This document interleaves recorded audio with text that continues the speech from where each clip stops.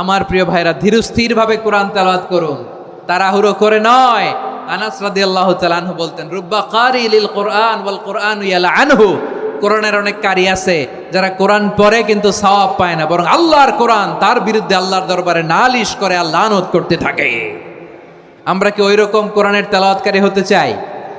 না। ধীরস্থির ভাবে ওরাত্তিলিল কোরআন তারতিলা, তারতিলের সাথে পড়বেন। বিষ্ণু ইসা ইসলাম কানা ইয়ামুদ্দু সাওতাহু মাদ্দান, টেনে টেনে পড়তেন। আলহামদুলিল্লাহি রাব্বিল আলামিন আর রহমানির রহিম মালিকি ইয়াউমিদ্দিন ইয়্যাকা না'বুদু ওয়া ইয়্যাকা নাস্তাঈন ইহদিনাস সিরাতাল মুস্তাকিম সিরাতাল লাযীনা আন'আমতা আলাইহিম গায়রিল মাগদুবি আলাইহিম ওয়ালাদ-দাল্লিন। পড়েন আমিন। কানা ইয়ামুদ্দু সাওতাহু মাদ্দান, টেনে টেনে পড়তেন। ওয়া কানা ইউকাত্তিউ আয়াতাহু, ইউকাত্তিউ আয়াতান আয়াতান, প্রত্যেক আয়াত পড়ে পড়ে তিনি থামতেন। এভাবে কোরআন পড়তে হবে। আমাদের অনেক মা বোনেরা আজকের এই চাঁপাইনবাবগঞ্জের প্রোগ্রামের অনেকগুলো মহিলা প্যান্ডেল আমি ল্যান্ডিং করার সময় দেখেছি। আমার অনেক বোনেরা ওনারা কোরআন খতম করতে যে এমনভাবে তেলাওয়াত করেন, কোরআন তেলাওয়াতের আদব আর অবশিষ্ট থাকে না। আমরা তারতিলের সাথে তেলাওয়াত করব, যেমনটি আমি পড়ে শোনালাম।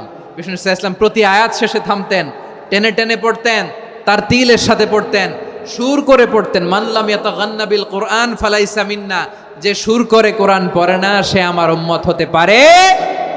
যাইনুল কোরআন বিআসওয়াতিকুম, বিষ্ণু বলেন সুর করে কোরআন পড়বা। অনেকে কোরআনের খতম তুলবার জন্য কোরআনরে একেবারে খতম করে দেয়, এরকম আছে না নাই? কোরআনের খতম তোলার জন্য কোরআনরে কি করে? একেবারে খতম করে দেয়। না, আপনি ধীরস্থির ভাবে পড়ে যদি খতম দিতে পারেন মাশাআল্লাহ, না পারলে যতটুকু পারেন পড়বেন। এরপর অনুবাদ পড়ার চেষ্টা করবেন, তাফসির পড়ার চেষ্টা করবেন।